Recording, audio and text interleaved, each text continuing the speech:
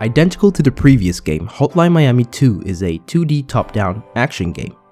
You will be playing as Jacket with the mission to kill off the Russian mob, which is pretty standard stuff, right?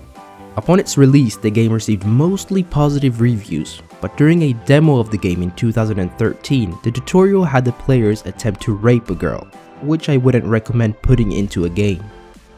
Luckily, the scene in the game was interrupted and revealed to be a film shot and not an actual rape attempt. To no surprise, the journalists in the gaming industry were not exactly happy about this and spoke out against the usage of sexual assault imagery in games. Hotline Miami 2 ended up being banned in Australia.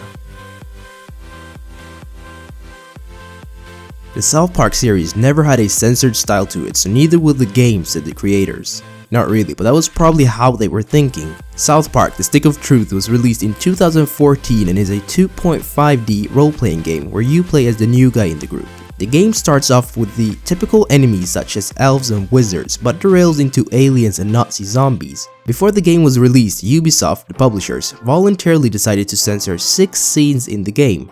The scenes include an anal probing by aliens, an abortion scene, and some swastikas and Nazi salutes, which are illegal in Germany. The game wasn't banned in any country, but scenes were censored in several countries.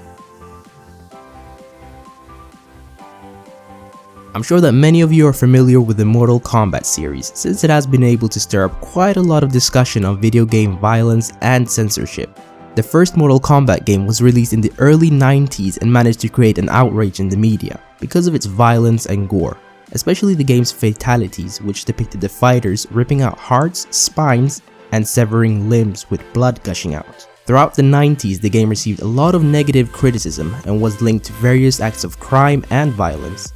The game and several others has gotten the blame for making children more active participants in simulated violence.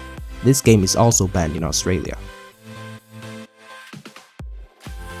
Resident Evil 5 is a third-person action horror survival game where the protagonists Chris and Sheva are tasked with investigating a terror threat. Now this happens to be located in a fictional region in Africa where the infected, or zombies, happen to be Africans. When the trailer for the game was released in 2007, it showcased the infected villagers attacking Chris, and him having to shoot his way through the infected to stay alive. There was a lot of criticism and controversy about the game's depiction of the African villagers, about how it was inaccurate, misleading, and how the game depicted the Africans as hostile and scary looking even before being infected. Some critics just saw it as an American soldier gunning down African villagers.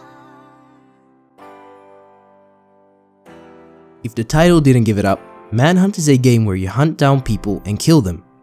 Okay, so in 2003, Rockstar Games released a game about a supposedly executed death row inmate who is forced to partake in snuff films in order to gain his freedom. As you might have guessed, you will be playing as the inmate, hunting down and executing gang members. The game has everything from neo-Nazis to satanic occultists and pedophiles as separate gangs, of course. The game's controversy was due to the level of violence and graphic content that was displayed. It showed different realistic methods that could be used to kill, such as suffocation and using weapons like crowbars and baseball bats. The game was even linked to a real murder in the UK in 2004, but was later revealed to be false. It's been banned in New Zealand, Germany, Australia, and in Russia.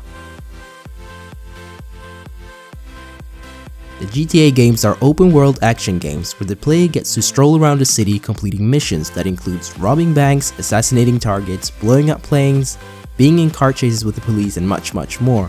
The GTA 4 game even has a drunk driving option that makes the gameplay all shaky and blurry, simulating a drunken driver. In GTA 5, there is a mission where the protagonist tortures the man he's interrogating using torture equipment such as electricity and pliers, which sounds like a standard torture scene in my ears, but anyway. The games has also had a problem with their portrayal of women and their use of prostitutes, suffering wives, stereotypical girlfriends, and so on. Overall, the franchise has received a lot of criticism but has still managed to be a top-selling franchise. Okay, now this game was created solely for the purpose of being controversial. Hatred was released on June 1st of this year and is a shooter game developed by Destructive Creations, and it's all about killing. That's it.